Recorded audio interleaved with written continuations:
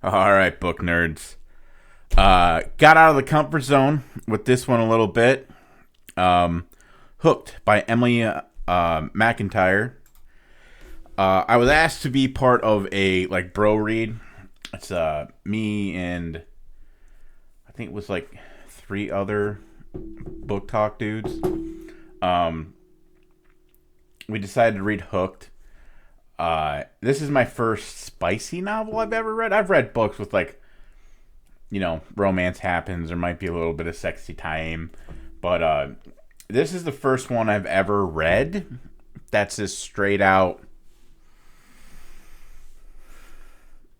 lady porn.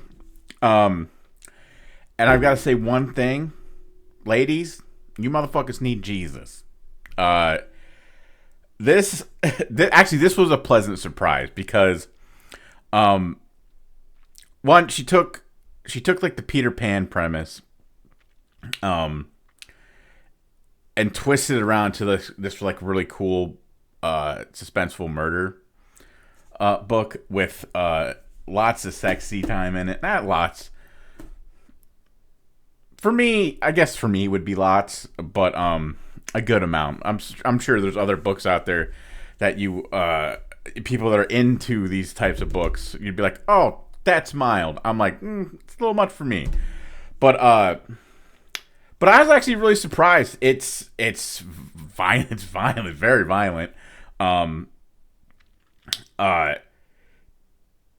the sex scenes they do what they do. They do what they should make your body do. So yeah, the story super duper cool. I really enjoyed the story. Hook, James, he is fucking diabolical. This nasty motherfucker. And any way you can see it, like violent. This is sexual appetite.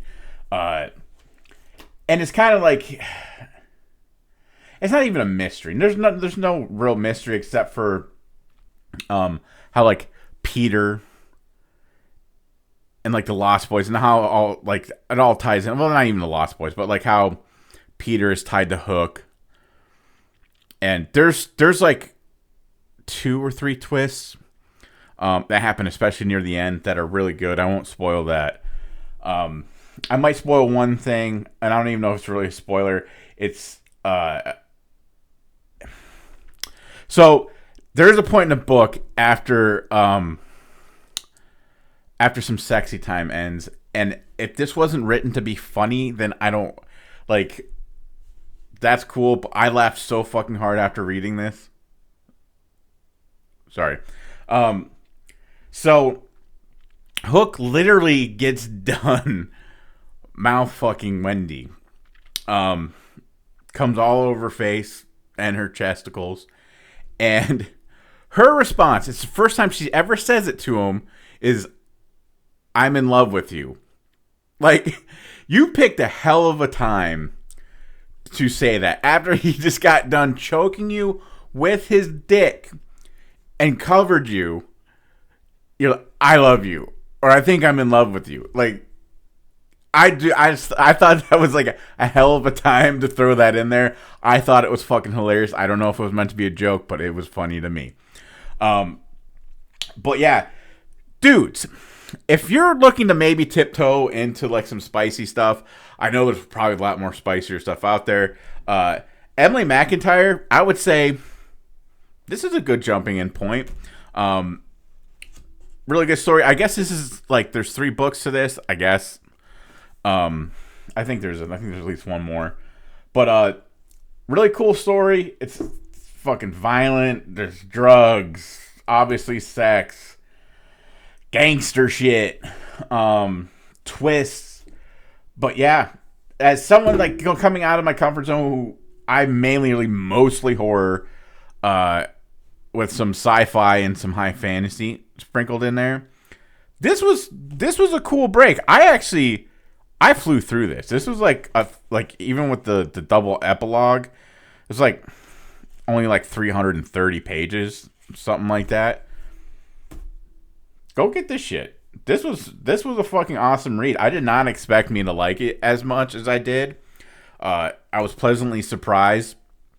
Like the sex stuff, not really my big thing. Like, I don't even like to really sing it in movies all that much. But it didn't take away from the story. Her story kept me engrossed in this book.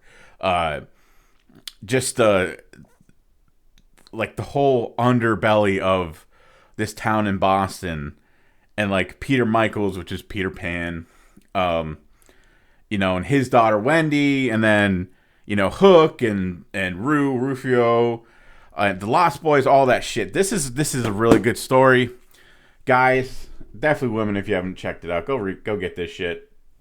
There are two others also in the Never After series, Scarred and Wretched.